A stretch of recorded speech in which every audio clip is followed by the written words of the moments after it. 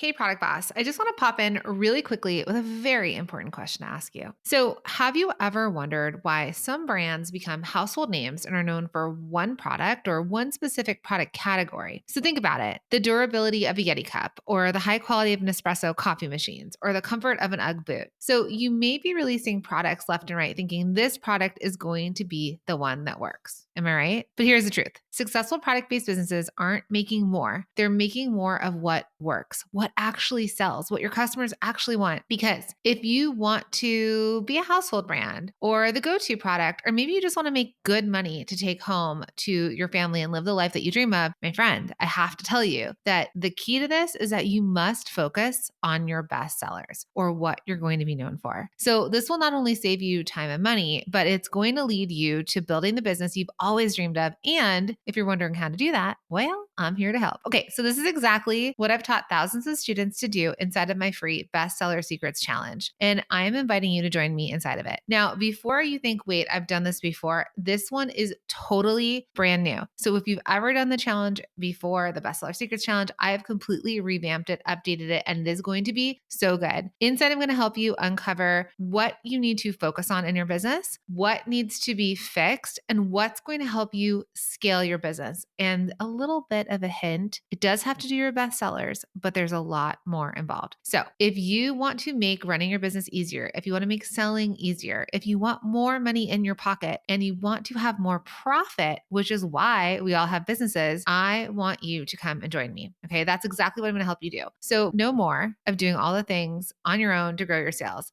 No more endlessly creating products, and no more wondering and guessing what your customers want to buy. My friend, it's 2025. It's time to really focus in and tap into your best opportunities. And it's time to lean into what's working in your business so you can stop doing all the other things that aren't working. It's time to save yourself time and stress and money, right? I want to save all of this for you, and I want to do this together. So I'm inviting you to join me inside of my free challenge, which kicks off on Monday, February 10th. All you have to do is head to bestsellersecretschallenge.com and get signed up, or on Instagram, you could just DM me the word best and I'll make sure you are all in. Again, head to bestsellersecretschallenge.com or come on over to Instagram and DM me the word best and I will get you all signed up. All right, I'll see you inside. I mean, like, I've just tried all these things. I just want it to be like something to everyone. And I am finally realizing like that's not working. Hi, I'm Jacqueline Snyder, and this is the Product Boss Podcast. I've helped launch and grow thousands of product-based businesses, even one of my own.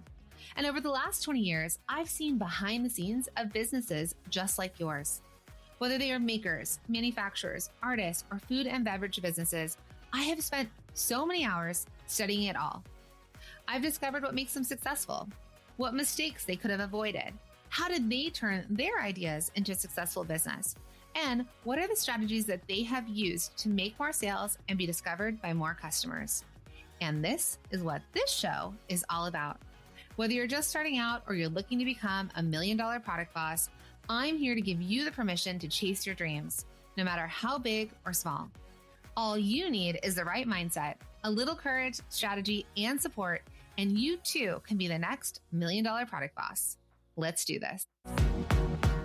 Hey, Product Boss. Welcome back to another episode of the Product Boss Podcast and one of our coaching sessions. Now, if you're interested in getting coached by me, I'm going to drop a link down in the show notes because I get messages all the time on Instagram like, hey, do you offer one-on-ones? Can I get coached? So I'm going to drop that into the show notes for you in case you want more information. Okay. So as we dive into this, today I'm chatting with Gretchen, and Gretchen is the owner of Three Blondes, One Bright Idea. I know, such a good name. And they create custom painted furniture and sell home decor and gifts. Now, what originally started as a hobby of refurbishing furniture and doing a yard sale with her friends once a year turned into a full-blown business in 2019 when she opened her brick and mortar store. Now, since opening, Gretchen has seen success, but she struggles with inconsistent sales, foot traffic, and limited customers, especially while living in a small town. Now, she originally wanted to discuss her inventory issues, but as you'll see, we're able to figure out that inventory issue that it actually comes from her inconsistency with sales and customers. So that's why today we're going to develop a strategy for Gretchen to implement so that she can increase her sales and get consistent customers.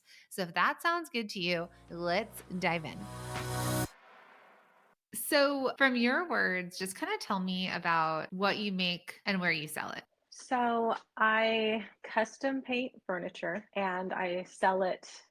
Well, I paint furniture and sell it in my store. And then I also do custom orders. So people bring their furniture to me and then I will paint it and release it back to them. But then I have a storefront. So I have like home decor, gifts, just kind of all kinds of spaghetti. All kinds of those things I throw at the wall to Okay. see if they're gonna stick. Okay, so you have a brick and mortar store. Tell me about that store. So if we go, I mean, if you want to go back to kind of the beginning of how we started, my two friends and I refinished furniture and did a sale in my yard like once a year. And that was kind of how it was always going to be. And everyone always told me, oh, you need to open a store, you should open a store. Why would I want to do that? Have overhead and all the things. And then in 2018, I just kind of felt led like that was the right thing to do. So in September of 19, I opened a brick and mortar. And by this time, the other two were already lifing, they were just doing their own thing. But I kept the name because of the social media and that's just how I was known. So we rented a space for the first year and then we ended up buying the warehouse right behind it. So that's my brick and mortar now. It's a beautiful space and I love it, but there are complications. Like there's no storefront parking and I don't live in a big city. So everyone is very small town minded and to have to walk, or to not be able to park right in front of where you're going, even though the Walmart across the way, they have to park a long way away. And I try to tell people that it's just perspective. You're parking around the corner, but I'm not visible from Main Street. I'm literally 2 blocks off of Main Street. So that's been kind of a challenge for me. Small town life is a challenge. I've lived here my whole life and there are so many people that I know that have never even come in. Sometimes that support it just doesn't feel like there's a lot of that sometimes. Unfortunately, humans are selfish by nature and customers are selfish by nature, meaning customers always want to be like, we have to think of customers in this way where they're coming in and thinking, what are you going to do for me? Versus we had this very small window in 2020 where customers were thinking, we want to keep our favorite small businesses in business. So it was almost like it wasn't charity, but it was very top of mind of keeping a small business alive because we couldn't control anything else that was happening around us. And then conversation of recession happened and inflation and blah, blah, blah, blah, blah, blah, blah. And then humans by nature again got selfish and they're like, we're looking for the biggest deal and the best deals and the lowest prices versus that mentality of I'll pay more to keep this small business open. So it's more traditionally the latter because people have their bottom line. So again, this isn't for anyone to think or for you to think that you have to lower your prices to stay competitive, but there's more to it when you are a brand of like the experience that they have, the thinking of you top of mind, which is in your marketing of like, oh, I need X, I'm going to go to this store for that. So I get what you're saying about your brick and mortar not being ideal in terms of creating obstacles for the customer. And an obstacle is parking, which I joked about the other day with my husband. We were going to a restaurant and I was like, I swear this parking lot, like I won't even come here for the parking lot. And then I was like, oh, we've hit the age now where we're like not going to go places because the parking lot is so silly, And I'm like, God, for those people now. So I get it in that way. And I think a lot of people do as well. So I know your questions for sort of where you were from the form you gave, like you turned in of the stuff that you needed help with. I'll just refresh those for you. You said ways to better manage my inventory. I feel like I spend a ton of money hoping people will come in and buy, only then rack up debt that never gets paid down. And then how to get myself seen in my community, on socials, in the world, wherever. So I think that these are very strategic questions, but I don't think that they really encompass probably like the overall struggle, I would say, because they're kind of like probably from you thinking, oh, if I could just solve for this would happen. But my question to you is, what's the one thing that you want to create in your business right now? I think for me, just a consistent flow of customers. I have such a unique business model. I mean, it's unique to me anyway. I know that the first thing people are going to say is, well, then be open more because she's only open 2 weekends a month. But I don't really know how to do that. I've tried it and it didn't work. And I tried it even during my busiest times. Like I did it last year, all of October through December. And I literally just paid out so much money to have someone be there because I just cannot be there that much. I have the custom orders that I have to do and want to do. And then the furniture, whenever I sell furniture in the store, that needs to be redone. And then I'm very blessed. I get to watch my grandbabies 3 days a week, but that is something that it takes a lot of time. So there are circumstances or like if we want to think across markets, and because what I'm hearing you say is that yes, you've got a question of how much inventory to hold, but truthfully the issue is that you don't have the traffic. So it's inconsistent foot traffic, it's inconsistent sales, which ultimately the core problem here is that you have inconsistent sales and you're not making enough in terms of sales. So my recap to you was it sounds to me like you need more customers. Right now it's foot traffic to the location and more customers. Like while we can talk about all the other strategy, would you say that's like the crux of your problem? I would think so. I Okay. mean, and maybe I'm just being dramatic. And, there's some days where it's really good. And then the next day, I'm lucky if I sell, $20. I might have only had a couple people in. And then, whenever we do like community events like shop hop things, those are really advantageous. We get lots of people coming in. I don't know if I have just kind of created this little monster because I am not open, Monday through Saturday. But I don't know. Well, I want to challenge you on that because Okay. what I was thinking about was there are well, yes, you don't have the ability that someone can stop in at any time like they know for retail. But if we were to reposition your company in a different way, so I'm just thinking about other markets or let's say models that we could almost model this alternative way of you having a brick and mortar. So here in LA, and you might have the same thing, but I think it's the second Sunday of every month or something like that, is the Rose Bowl flea market. So it takes over the entire Rose Bowl, which is like where football games are played and the entire parking lot. And there's new product there, there's vintage, and people go and they literally think about this, a Sunday that's what they're going to do. There's another market that's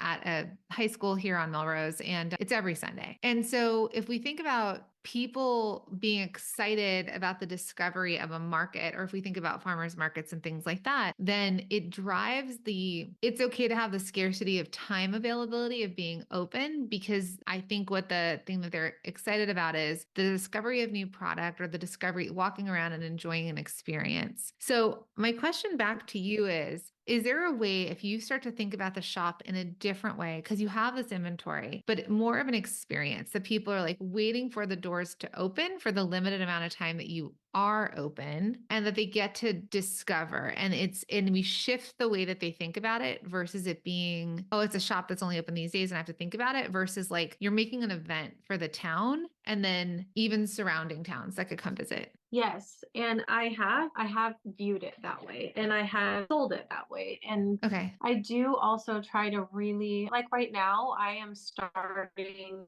my Christmas revamp. So today until next Thursday at probably 4 o'clock in the afternoon, I am going to be using every spare minute of my time to take that store from what it is to like a magical Christmas experience. And I try to do that at least every 3 months, completely redo the store and make it look, fun with unique, fun displays to bring people in. And I do get a lot of compliments and comments on that. Oh, we always want to come in and see what you've done. So yes, I'm totally open to emphasizing the market style a little bit more or in a different way. What do you think has been getting in the way of that being communicated to the people of the town, to your customers or potential customers? I don't know because I feel like I am very consistent when I'm posting on social media. I'm always kind of, sharing my open dates, when I'll be open, how you get to my spot. So, one of the things I've learned from some of the programs you've put out that I've been listening to is the importance of emails. So, I have started collecting emails, and that is a goal of mine. But I also heard in one of those that, that maybe your busiest time of year is not the time to be trying all these new things. So I have not implemented that yet, but I'm collecting them and I try to ask all my customers, hey, sign up for my email list. I'll be I'll be starting that soon. And so because my only way to get my information out there is Facebook and Instagram. Mm-hmm.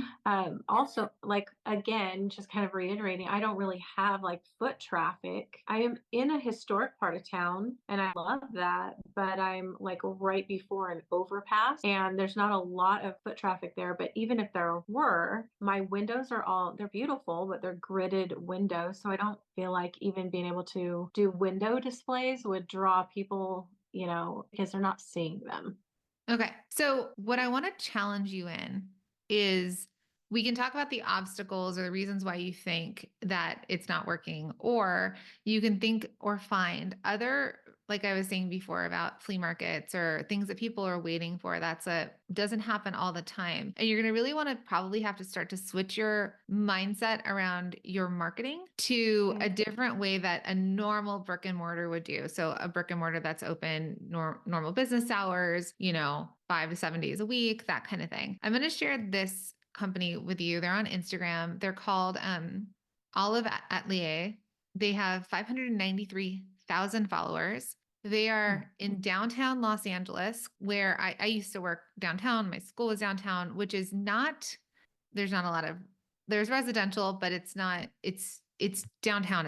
It's industrial. And they allow you to shop in person Wednesday through Saturday, 10 to 4. It's all in their bio. They call it Objects with Old Souls. And what they do is they basically import from Europe, like cool old vases and things that people can make fountains of and da-da-da. And I found them might have been an interior designer that I was following that was like, oh, I'm going to go shop this, or maybe it was an influencer. So they basically are a destination. The same way that if we want to think of another example of somebody who created this, obviously they had a TV show, but Chip and Joanna Gaines, they remade Waco, Texas into a destination versus a lot of us remember like how we all put Waco on the map originally. But if we think about Magnolia or when they started it, and if you've ever been to Waco and you visited their original shop, which is now their like outlet store, or at least when I was there, it could change. So their original shop was just on a street with a tiny parking lot, but people knew why they were going there. And so they basically created this destination in Waco for like cute, amazing home furnishings, things like that. So Olive Atelier is a very good example of a company that's very similar and different,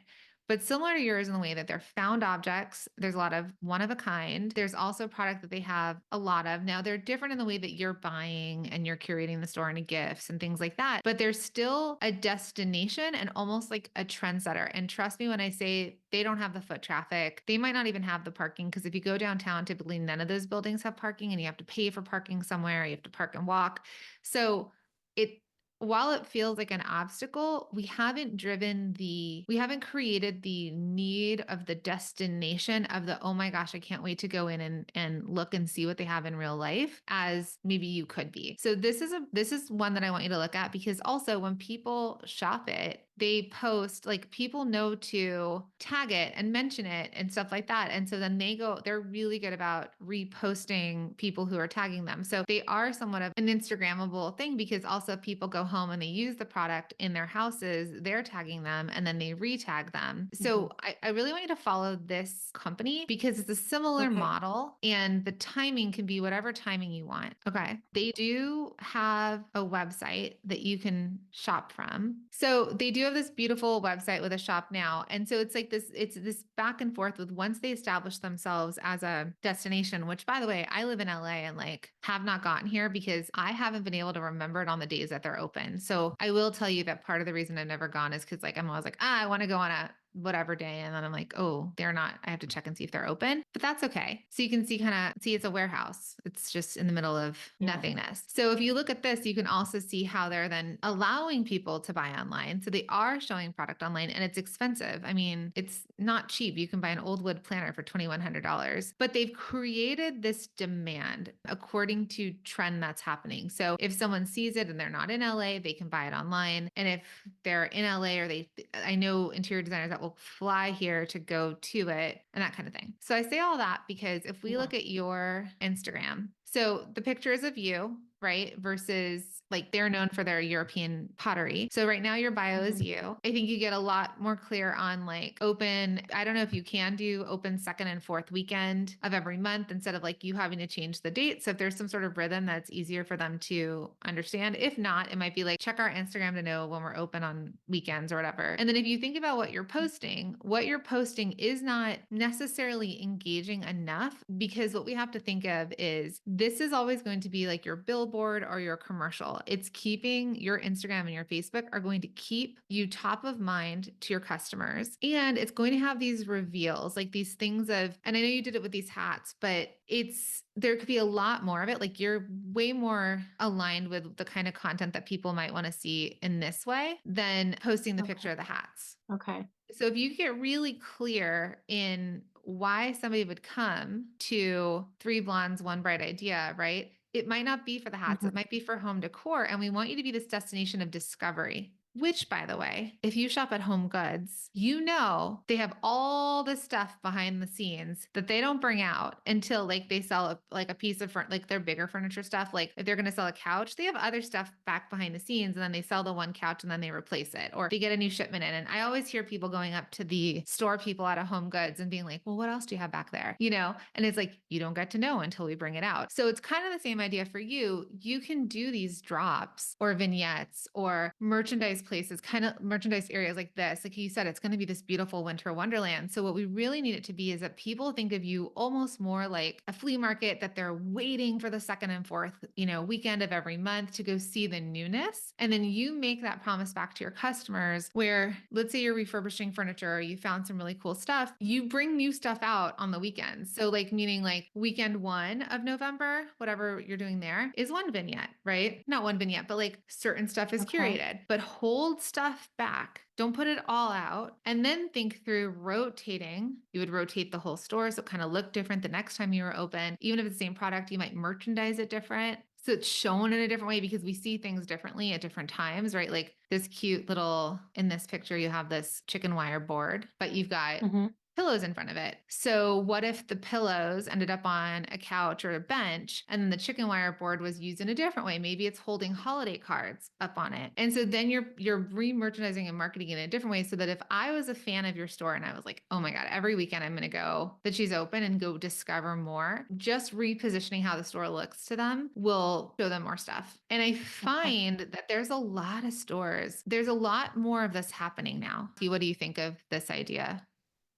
I love that. I mean, I thought I was trying to create kind of a destination, but maybe I need different tools in my bag on how to market that. So I like these ideas. So what you need is more like, okay, so you might look up quote unquote influencers in your town. So you might know that there are people, and when I say influencers, it could be an interior designer that's local to the town or somewhere around the town. Maybe there is like the local person who always talks about the coffee shops, or there's someone in Idaho or somewhere close. I know it's a big state, so it's not like someone in Idaho, but you find people who are of influence in your town, tastemakers. You can invite them to your shop for like a holiday preview and get content and tag them and ask them to tag themselves. So there might be a night that you do like a VIP holiday preview for invited guests, and you make an event about it. And this might be something that you do once a quarter, or like turning into like your busy seasons. So we want other people talking about you, and we want other people posting and sharing. And when you start to share them posting and sharing,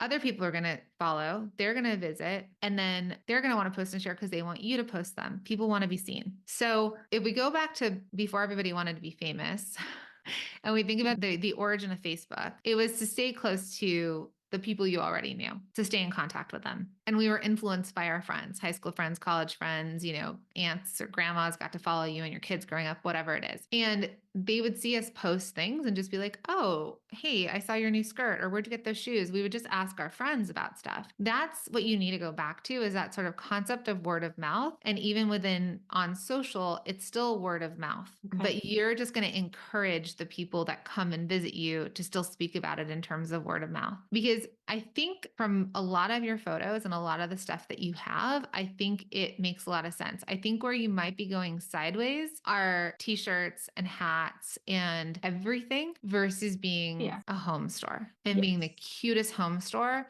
for miles and miles and miles so that people actually want to come visit you versus like where you're spending money on inventory that doesn't need to be there are, Stanley mugs, like tumblers, t-shirts, hats. Like you don't need to waste your money on that. They don't need it. You don't need teddy bears. You probably don't need gift cards. Like I think where you're probably, and you can tell me if this is accurate, I feel like you're stronger at home decor than the gift shop side. But what are your thoughts? I think I have to say, like, whenever I've heard that term, throwing stuff at the wall just to see what sticks, I like let it breeze past me a few times, and it was literally just this last time I was watching something, and it actually resonated with me. Like, oh wait a minute, that is me. Like that's me. I've done. My mother-in-law and I made collars for dogs, and we packaged treats for dogs. And I mean, like, I've just tried all these things. I just wanted to be like something to everyone. And I am finally realizing like that's not working. I Mhm. will say, and I love your feedback on this too. So like the tumblers, the t-shirts, a lot of the items that are in my store are consigners. So I'm not Okay. actually paying anything up front for them. I just take a commission when they're sold. But it is taking up space, and a lot of Mhm. them don't move very well. I just pulled a bunch of like macrame items that I'm like, I have not sold any of these for months, maybe even the whole year. Mhm. So maybe it's time to send those out the door. Just because you have a space doesn't mean you can and should sell everything, right? Like, Yeah. I think that's what you're seeing. It's like, sure, yeah, great. It's not going to cost me anything, but it's costing you a clear idea of what you stand for, why somebody is going to shop from you, why people are going to refer you out, right? Because they're going to walk in and be like, what is this hodgepodge? Versus that feeling we want them to have when they Mhm. walk in of like, oh my God, I'm so excited. Like, I'm going there to look at stuff because for my house, for example. So Mhm. smaller goods would be things that are candles and tea towels and things like that. But unless it's like a beautiful mug that they could imagine in their home, I wouldn't do it, if that makes sense, because it Okay. doesn't go with the vibe. So you really need to protect the aesthetic of your store. And even if your curation has to be so high that just because they can doesn't mean that you should, because the aesthetic is what's going to drive people to come in, what they expect, and the no like trust factor of like your vision for what they imagine their home to look for. So it's like they can come in, they can be like, hey, I really love this. I have this old piece of furniture. Could you help me figure it out? And you might be like, yeah, this, but then I love these bowls and I love these tea towels. And then you could sell other stuff in your shop because you're selling the vision to them. So from all of this that I've shared with you, what is something that you could do, let's say in the next 30 days, that could start to shift the way you're doing business to start to attract in customers so that they do fill your store and they are busy when you're open? Well, I think for sure what you were saying about pairing in, like honing into what I want my aesthetic to be and cutting out a lot of that little stuff. And now is the most perfect time to do it because I'm literally removing every item from my floor so that I can revamp. And I may have to start small because I don't have a lot of extra inventory. I mean, I have my Christmas stuff, but I did it the way I've always done it. So now I'm going to have to start kind of rethinking things and just trying to bring in inventory that is, like you said, very aesthetically pleasing. It's all kind of cohesive. I mean, I will say I never get anyone come in and they never say or make me feel like they think it's a jumble. People are very complimentary and they love the space, but I do love the idea of having it look more like a showroom. Yeah, so I need to figure out kind of where I want to go, like what kind of items do I want to really focus on having in the shop. Okay, so are you catching what I'm putting down with Gretchen right here? So Gretchen told me that she's basically throwing spaghetti at the wall with her products because she's offering all of the things in her brick and mortar. Now, while her business is a little different in that she offers furniture that she's refurbishing, she can still position her brick and mortar in a way that is welcoming and aesthetically pleasing to her customers. And it will make it all feel up leveled. Now, the best way for her to do this is to make the whole space feel like a showroom where she could highlight the pieces she's really excited about. It could feel very merchandised, and having that look and even incorporating maybe a once in a month event will allow for her to create this curated experience for her customers and really start to push some of that FOMO with her products. Plus, when her customers enter her store, they're going to know exactly what type of products they can expect and maybe even feel a sense of excitement instead of not knowing what to expect and wondering what they just walked into. And there's a hodgepodge of assortments of all sorts of things, right? So, similarly, if you own a brick and mortar store, or perhaps you're even doing something in person, I want you to think about and focus on creating a cohesive aesthetic space for your brand. This is really what merchandising is. As I discussed with Gretchen, because the more cohesive and aesthetically pleasing it is to your customer, the more it makes sense to them in their brains, the more likely you are going to make sales. Okay, now let's see what we can do about her socials to attract more customers to her store. And I don't think that when I look at your images, your stuff isn't a jumble. But if I look at your Instagram and I see these cool vignettes of furniture and antiques and things like that, and then I see a bunch of guys' hats, that doesn't make sense. So if we think about scrolling Instagram and we don't look at the grid, now it's just like if you posted that and whoever was engaging, like that image would come across my screen as I'm scrolling, and I would not relate it to your brand. Versus if Olive Atelier posted and I'm swiping, I would relate it to the brand because something in it, the aesthetic would be like, oh, that's probably that company. Same way that you could see with the Product Boss, in the last year, we've over doubled our Instagram following. Like we've done a very specific strategy that I teach my students inside of my programs. So it's this idea of figuring out like what you're posting and then recognizable. So if you think about Instagram for the Product Boss, if you're scrolling it and you see something funny and ridiculous about what it's like to be a business owner, you're going to most likely associate and probably think like, oh yeah, that's probably the Product Boss without actually seeing it. Or if you see my static posts where we write out the quotes on the grid or something like that, and the way that the type of content we're posting is very purposeful and recognizable, so that's how we've grown and that's how we've really upped our engagement. So you just really have to think of your company in a more curated way so that when people cross a single piece of content on any channel that they're crossing, it's visually a reminder of what your whole brand stands for. And I think that's where you're wibble wobbling, is that you had the idea for the store. It got a little bit diluted in terms of the idea of what product goes in there. You've figured out how to make things and you figured out how to source things. But for right now, it's like the brand of like reestablishing the brand, but for you, because the aesthetic and all that, I'm sure a lot of people already do it, but once you can really identify your branding, which is what we've talked about here, it makes your marketing easier. And then it makes it make more sense of why am I posting this? What's the intention behind it? If I'm sending out an email, what's the intention behind it? Because the brand is like the experience that they have and how they think of you or your business, not you, but of your business. But you too, if you are going to be the creative person that they're coming to ask questions. And then the marketing is reminding them that you exist. And then both of those things together, you have to do so that then the sales come. Okay. Do you think so one thing I'm thinking immediately is I need to go through and start cleaning up the Instagram. Yep.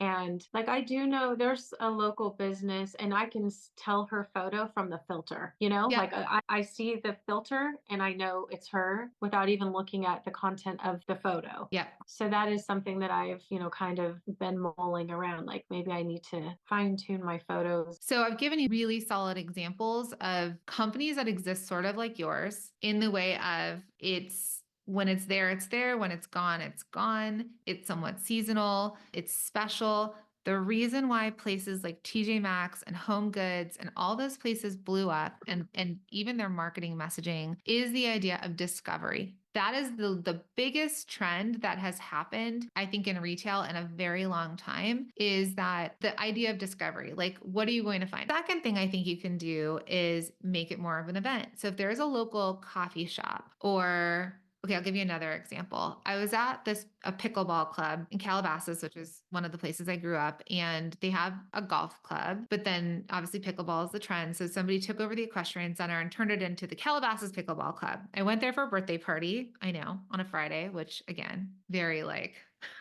I'm playing pickleball at a party on a Friday. This is nuts. So either way though, I walk in, the retail shop is so cute. It's not a typical like golf club type store where it's like all the basic stuff and it kind of feels stingy and old and like it hasn't been updated since the 80s. It's got really cute stuff. It's got cute branded hats. It just has the vibe of the younger person that's coming there to play in her aloe outfit and buy a cute trucker hat and all this stuff. Then there's this little coffee shop that's in the area that has 2 locations and got a cute little coffee shop vibe. And they actually have a coffee cart there that it says Ledre, which is the name of the thing. So you're like, oh, even though the woman who brings you up to check you in, the woman who would sell you the stuff, she also goes and makes the coffee. So it's not like they have a full-time barista, but it already like elevated this place because it's like, oh, I don't want Starbucks coffee. I don't want a Keurig. So it kind of associates with the coffee. They're making lattes and coffees and they brew the same beans and whatever. So I was so impressed that like one person in that whole store could sign someone up for pickleball,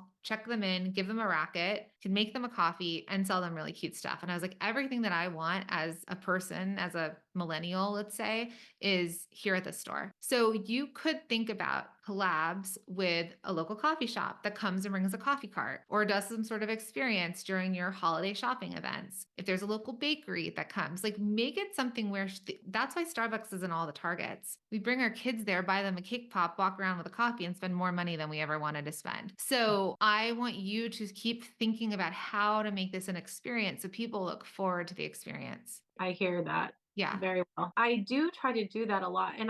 But how I always kind of market it is, like supporting community. But November 7th is my Christmas in the Warehouse launch. And so I have a local winery that's coming in and they're Great. pouring wine. And then I have a local charcuterie cafe that's going to set up. So I do try to incorporate those things. And I do usually have a good turnout when I do an event. It's just, I think you're hitting my brain in all the right spots because I think I do need to make every opening an event, basically, like you were saying, because that's when the people come is when. Yeah. And they're marketing for you. So that's the same concept in Multi-Stream Machine, let's say, of like getting in front of other people's customers. So they're also telling the people who follow them or their list, like, hey, come visit us here this weekend. We're doing X. So you're doing, like you said, all the right things, but I don't think you're following. So success leaves clues, but I don't think you're picking up the clues right now. You're still sort of like, I should do more instead of following the thing that's working and doing more of that versus thinking you have to do all the other things. Yeah. I challenge you to audit your own business in the way of making a list for yourself and saying, what has worked when I do a new drop, when I have people here? And then you can really think through these weekends that you are putting a lot of effort into from a merchandising perspective, from product perspective, from being there, make them events. What I would like to see, the things that I think would be easier for customers to remember, I think the things that you're missing are creating scarcity and urgency. So you want to treat the shop like a limited time experience, limited time of when it's open, limited time of the product that's there, right? So it would motivate your customers to come during those hours and make purchases, right? Because the inconsistent foot traffic is there's nothing driving them there in a way of marketing, messaging, and how you're putting it out there. I also think the idea with the customers of setting a regular schedule. So if you can think of it being first weekend of every month, first and second weekend of every month, or like having something a little bit more consistent, sure, you have to train your customers to come to your Instagram or your Facebook to look up the date. Or you get them on the email list and you're like, hey, we'll drop like our next month's dates here for you. And then you send out a whole email that's like, plus this winery is going to be there and this winery, or like during Christmas time, maybe there's a Santa Claus that's coming. So bring the kids, right? So different ways that you can pull people in, and you have to think through like, what's the regularity or what's the way I can remind them on the regular of when I'm open. So I do have it as second and fourth Fridays and Saturdays. Have you found, or do you have an idea? Is there generally like a weekend or weekends that it can be any day that you want it to be? You have to always be repeating it. Okay. It needs to be, even when you think, oh no, they don't know. They haven't been thinking about it. They're not thinking about your business as much as you do. So it's like a constant reminder of open second and fourth Fridays and Saturdays of every month. And then like, hey, visit us on the second and fourth Friday. The second weekend is coming, like it's always saying second and fourth, and then gearing it up and being like, in week 1 of the month, you're like, it's coming. The second weekend is coming. It's coming. And then, oh, if you missed it, we're open again on the 4th weekend. Like it's coming. It's coming. So just constantly be saying it over and over and over. Okay. And so that's what you're going to do. So you're going to set the regular schedule, and then you're going to use the time in between that schedule to create anticipation through your social media marketing and through your email campaigns. So it's like you might do little drips of like, this is coming, or I'm so excited for you to see this, or the holiday collection is going to be here. Oh my gosh, I can't wait to share this with you. And then you can do sort of what I showed you in that video where somebody walked you through the store and was like, we're opening on, this weekend we're opening. Here's a sneak peek. So it's anticipation. So people are like, oh my God, I want that. I better get in early. Okay. Really creating this scarcity of time to them and of product. And then each time you open, you want to focus on creating that unique curated selection for each opening. So like I said, even if it's merchandising this, it could be the same stuff out, but you've merchandised it in a different way. So people see it different the next time. Okay. And the next time. And then constantly be driving like a VIP list or early access for loyal customers. Like I said, you can do, if the big holiday event is coming, you could do an invite to VIPers that they get to shop. Maybe you're open on a Thursday night or the weekend before on a whatever, like you invite them, right? You can do special events because the goal is that the special event invites tastemakers or people. You prompt them to post, like you're constantly saying like, post this, we want to repost it. Like you're asking for them to post, and then they're creating content that you can then use content. So it just feels like everybody's talking about you, especially if it's local. Okay. That's really good. So that's sort of how to get yourself seen, is collaborating with local influencers, which are business to business, and that you could set up a cadence with them. Maybe you switch off, like this coffee company is coming and then a wine company is coming, and, and they value that just as much to be able to participate. Interior designers, people who stage houses, like those are people. I want you to think of alternative customers that then influence customers and make them VIPers, right? So you just want to think through that. So one of your questions was how to get yourself seen. Those are the places I would start. Don't worry about the world yet. The world will find you if your content, like people want to follow you for the content. So I may never get to the Nashville place, right? But I follow because it's inspirational from an interior design perspective, if that's something I care about. And then managing your inventory. Going back to that, if you can get better at curating, like you said, you're throwing spaghetti at the wall, you're like, oh, it is me. When you curate in a certain way, you're going to sell the vibe or the mood. So if they can't buy the entire vignette you've created of like a cool display table with really cool books on it and blah, blah, blah, blah, but then you have the candle set up where it's like a stack of 4 candles and the 1 candle out, they may not be able to buy that whole thing, but maybe they buy the candle because the scent and the look of the candle is going to make them feel a little bit closer to having their home look and feel as cute as it is in your shop. And so as you can start to pull the data and be like, okay, this is what they're buying, this is what they're into, then it allows you to say no to certain people because it's just going to dilute the brand, and allows you, if you are going to buy with a very specific reason behind it, because you are the curator of this home store. And those would be the 2 places I think you could fix.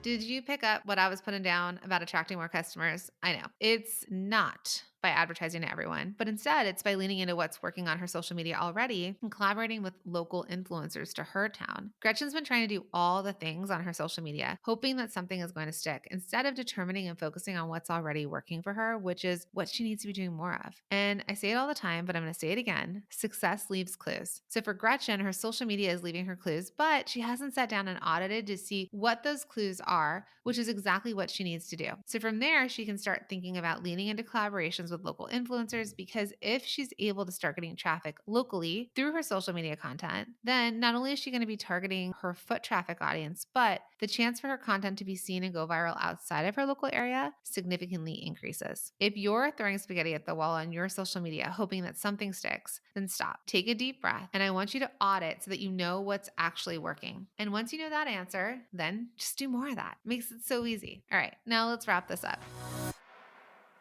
Okay. Well, I'm excited about that. I am too. I can't wait to see you message me on Instagram when your Instagram's cleaned up. I'm excited to see how you curate it Okay. in the holiday store. Okay. So if we want to visit you locally or follow you on Instagram or Facebook, let me know how we can make that happen. Okay. So on Instagram. You can find me at Three Blondes, One Bright Idea. And I'm also on Facebook, and it's also Three Blondes, One Bright Idea. And it's all spelled out, no shortcuts there. It's all words. And Amazing. then locally, I'm in downtown Payette, Idaho. Our physical address is 6 North 7th Street. And I like to share with people that we have offsite parking. So you would park on Center Avenue and then just take a short walk west to North 7th, and we're right around the corner. Amazing. Thank you. I'm so excited to see where you go with this. Thank you. Appreciate it. I really enjoyed coaching Gretchen, and I can't wait to see what she does with her space and how it grows her business. Now, the main theme here is that if she wants to get more customers locally and have more consistent sales, she's going to want to lean into creating a cohesive aesthetic in her space, right? Be really attractive that people want to come and experience it. She's going to want to figure out and focus on what's working on social and lean into collaborations with those local influencers so that she can have them help her generate more foot traffic. If she's able to implement what we talked about, I know she's going to start seeing that consistency she's looking for in no time. Now, I want you to remember, if you want to get more sales and consistent customers, just figure out and focus on what's working in your business because success will always leave clues. And remember, I am taking just a few one-on-one coaching sessions. And if that's something that you're interested in exploring with me and you'd love to be featured on the podcast, click the link in the show notes to get more information. And hopefully you can be one of my guests pretty soon. Thank you.